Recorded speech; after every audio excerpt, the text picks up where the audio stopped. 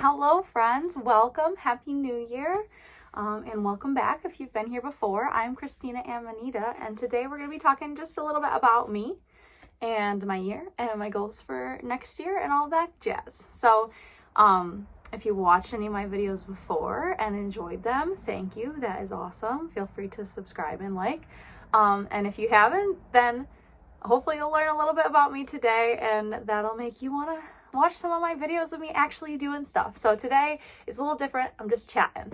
So a little bit about me. I am a musician by trade, but I am a crafter at heart and a nature lover, a nature enthusiast, and very into homesteading, but just kind of the general wanting to have a home where I make my own things, I grow my own things, I am conscious about what's coming in and what's going out. I'd love to share what I grow and make with others. So just kind of this idea of self-reliance, so relying a little more on myself, and also providing and relying on my community, which I think maybe doesn't all fit into the word homestead, which is why I wanted to explain a little more. But anyway, so you might find videos of me making some clothes or making other things.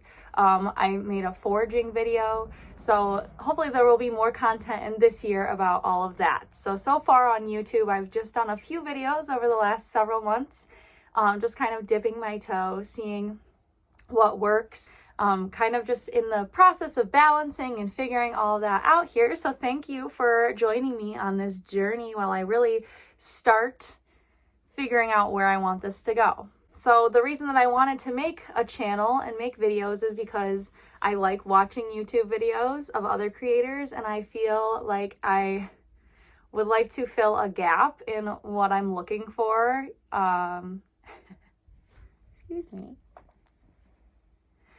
I think there's a lot of different content about different categories of things that I'm interested in, but I like the idea of bringing all those things together, kind of in the slow living, homesteading vein. So hopefully, if that's what you're looking for, just somebody who's trying to do all the things for the first time for a lot of this, then I'm your gal. So everyone's at a different stage in their journey in making and in growing and homesteading and zero wasting or low buying. So all of these things are things that I'm interested in, and I'm really kind of just jumping off, showing my authentic self and what I'm learning and how I'm learning it. So thank you for being here.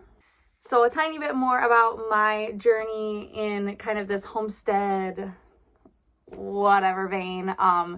Started out with a wolf experience in Hawaii, where I learned about organic farming and permaculture, and then COVID came, and then so it kind of turned inward a lot more about like what was happening inside of me, kind of touching more with nature, and also like reducing waste and making more of my own things, which has been just so wonderful. So every year, every day, every month, every season, I'm learning more, I'm trying more things. Sometimes things don't work out, we're all doing our best. So I hope that some of the things that I do maybe inspire you, or just, give you some company while you do your own making or growing or crafting, whatever it may be. So let's get into 2024, my year in review. So at the beginning of this year, I set some goals for myself, and I like to not really do like a resolution, but just kind of have an idea of where I can see growth for myself, and not be so strict with the resolution, because I think a lot of us know that doesn't really work. If you've heard of Lena Norm, she's an awesome YouTube creator and author and all of the good things, and she started this year of make do. So that was something that like really spoke to me. I was really excited about this idea of trying to make do with what I have, and also make do with the skills that I have. So if I wanted new things or to change things or more things, the idea of making those things myself, rather than buying them. So it wasn't really a no buy year, but it was kind of a low buy year. I tried to not buy as much, and when I did buy, I bought intentionally. I always buy secondhand anyway, but I wanted to kind of shift that narrative, because just buying secondhand and still buying too many things is still not good. It's not sustainability, and it's not the way that I want to to live my life going forward, to model for my family and friends and my children and, you know, whoever comes after this, that I want to show, you know, we don't have to buy a ton of stuff, even if it's secondhand, still just the need to buy new things and to like own new things. To me, I don't want to have that anymore. So that was one of the big things that my goal for this year. So I think I did succeed and fail a little bit, because it wasn't like a hard or fast rule. There wasn't really any failure, but I did feel some setbacks. The first few months of the year, I did a complete no buy, and then I switched to alternating months, low buy versus no buy, and there was a cap. And of course, still buying secondhand, and I had some guidelines, but I kind of lost track of it by the end of the year.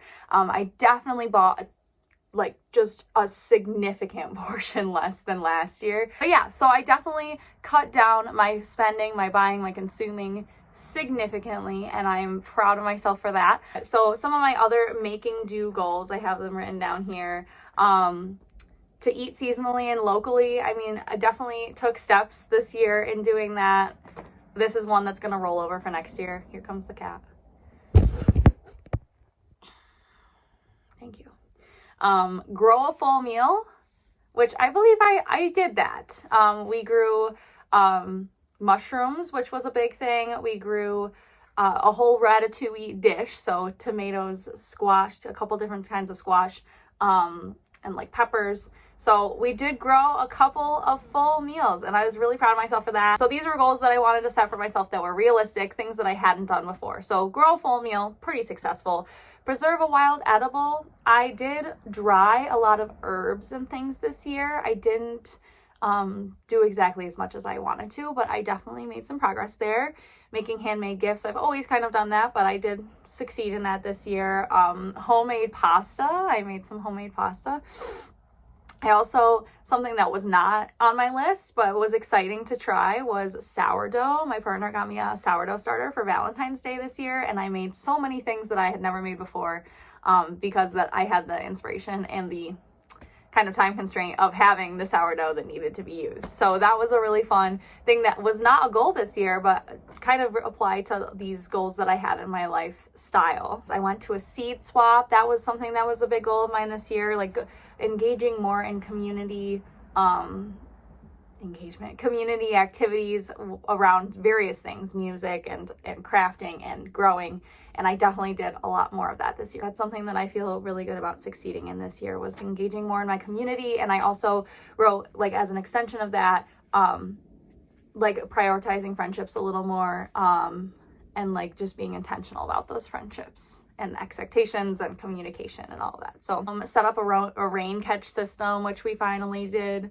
But there's a bunch on here that I did not do. So set up a clothesline. We never got around to it. Build a raised bed. We did not. We planted in the ground. That was the most exciting thing of the year, I think. We learned to cook dried beans. Have not done that yet. So that will roll over to next year. Grow food in every season. We definitely stretched. We grew a longer season than the ever before, but did not grow in every season. Another one to stretch for next year. Make a tea blend. Again, I did forage some things and I did dry some things, but I didn't make a full tea blend. So that's something that could be an easy one for next year, I think. And rework an outfit from the giveaway pile. So I've made a few things this year, but I haven't reworked a full outfit from my giveaway pile rather than donating yet. But let's look at what I really felt good about this year. So if you're still here, thank you so much for watching and sticking around. I have some more stuff to share because I think it's really important to review your year and feel good about the things that you succeeded in and recognize the beautiful things that happened before setting your goals for next year, because I feel like that's something that we just kind of skip over the, like, what did I do this year? What was I awesome at? What do I want to do more of? And instead we're like, what's something that I can do better next year? So let's try both. So first, some new things that I did. So I did categories. So new things, achievements, and then fun things. So new things, sourdough, planting a garden in the ground, climbing a high peak barefoot. I made a vest for the first time. I made some short overalls for the first time.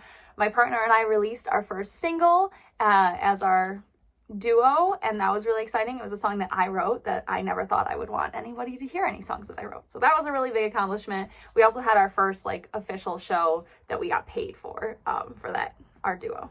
I said I prioritize some friendships. I have some new friendships that I'm loving, and I'm also engaging in friendships in new ways and kind of being more authentic, I think. Nannying. So I've been taking care of my beautiful nephew, and I've never cared for an infant before, but it's been wonderful. I made him some baby pants. I made my first tie for my dad for Christmas. I DIY'd a bunch of clothes. I'm planning a trip, international trip for the first time. That's exciting. I made some really delicious soup a couple times. I dried some herbs, and again, like engaged in the community in ways that I had been scared to do in the past by myself.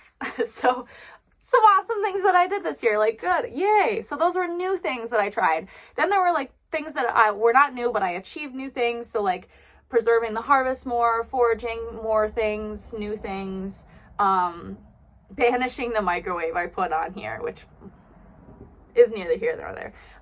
Success with my clients at my job, choosing my health in a lot of situations. That can mean a lot of different things, but really just kind of prioritizing health, and with that comes prioritizing like natural ingredients, natural things, and all that.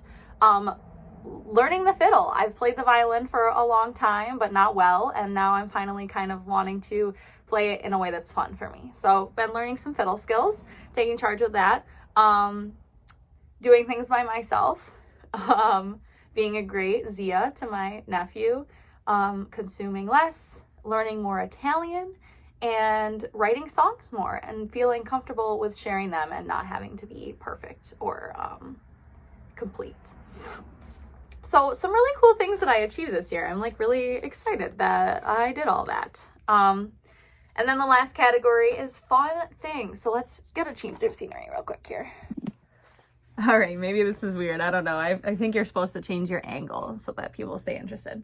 It's probably too late, but if you're still here are some fun things that I tried this year that weren't goals and they weren't achievements, but they were just fun. And like, let's recognize that because you were here to live and experience things, right? So going to the Adirondacks, going to some really awesome music festivals, seeing Nickel Creek in concert. We had the eclipse here. It was pretty cloudy, but it was intense and it was an experience nonetheless. Going to the planetarium, seeing the film Flow, which was a cool one. If you haven't seen it, recommend. Going to the Renaissance Fair for the first time, getting dressed up in a Renaissance outfit and seeing some jousting. Having bonfires with friends, hikes with friends, and making music. So all really cool, fun things that I did this year, and I'm so proud of all these things, and I hope that this inspires you to make a list. Maybe you make a list along with me. Maybe you had a lot of the same things on your list, and you're like, yes, I did all those things. So make your list and be proud about what you did in 2024 before challenging yourself and setting possibly unrealistic goals for 2025. Like, set yourself up so that next year at this time, when you're setting up your goals for the 2026, you're looking back on 2025 and thinking, wow, like I did some really awesome stuff and my goals were realistic and achievable. Whoa. So let's get on to what 2025 holds for me. Ooh. All right, it looks like we're standing / leaning for this last part. Don't mind my open closet. It's fine. Okay, so hopes for 2025. So thinking about all the things that I did this year. Awesomeness. All right. So basically it's just starting out saying more of all the things that I've been doing this year. I want to keep all of those waves riding because they're all of these things are growth and improvement and in the direction that I'm hoping to continue to go. So a big one is selling some produce from our garden in some way, whether that's just to like friends and family or if we actually set up like a CSA or something. Just a goal to find some way to sell some of the beautiful stuff that we get from our garden, and also to continue giving away. Last year we gave tons away. We didn't sell anything. So I want to continue giving it away to people, but also to see like how we can make this a little bit more of a business in the future and make it a little more sustainable for our future family. Play out more and write more music. So just more music in general. Again, like things that I've already been doing this year, like getting out into the musical and craft community and engaging more, like just doing more of that. So all of these goals are like kind of not new. They're just like, keep doing the good work, right? And then some of the stuff from my making do list from last year that I want to carry over, that I think I already mentioned a little, was like eating more seasonally and locally, growing in more seasons, which we're setting ourselves up for, learning to cook dried beans. Like I just want to stop eating canned beans because we eat a lot of beans. And then finally, weave something. I want to weave something next year. So a good goal to have. I think that all these things kind of go with each other. So if I do better in one thing, it will help me to do better in another area. So that's what I love about like the homestead, whether you like the word or not, this self-reliance, whatever you want to call this whole movement. What I love about it is that it's all about just like doing the things that need to be done and enjoying those things. Going back to just like appreciating everything that goes into our food or our clothes or our cleaning products, like appreciating where all of that came from, where it's going after, how you're using it in your body, in your home, and like all of it comes together because it feels good to make those things. Just in general, objectively, it feels good to make things. It feels good to grow things. And then the feeling of eating that thing or wearing that thing, and then even beyond that, sharing it with somebody else who can benefit from it and love it. Like these are just hopefully roads to happiness. Editing Christina here with a little less sunlight to just recognize the privilege in all of these things that I talked about, like the ability that I have to do all these things, to have the time and the money and the resources to make these changes in my lifestyle, whether it's in my food habits, gardening, crafting, gifting to other people. Like I recognize the very big privilege that I have in my life to be in a place where I can advance myself in those ways, to have the time and the energy, which sometimes I don't. And that's why this is not going to be a perfect channel. Sometimes I don't have the time or the energy. So it's kind of, you know, what the resources that I do have, I will use hopefully to share with all of you. And we'll keep learning on this journey and recognizing that it is a privilege that we can even choose to make these health or homestead or sustainability, low waste choices, and that other people have very different choices to be made. Just recognizing all of that.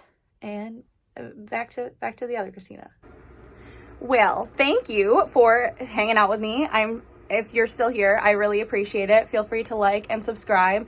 I hope you liked learning a little bit about where I am coming from and where I'm hoping to go with this channel, with my lifestyle, whatever. You can follow me over on Instagram. But thank you again for hanging out with me. And I'd love to hear about your journey, about your successes this year, about things that you'd like to do better next year, and how you feel about homesteading and this idea that we can do these things that make us appreciate where everything comes from, and being just like more aware and intentional about what is in our lives and what we put in and on and around our bodies and our homes. So with that, I think I said all that I needed to say. Thank you again. It is so nice hanging out with you. I hope that you got something from this video, and I will see you in the next one. Bye.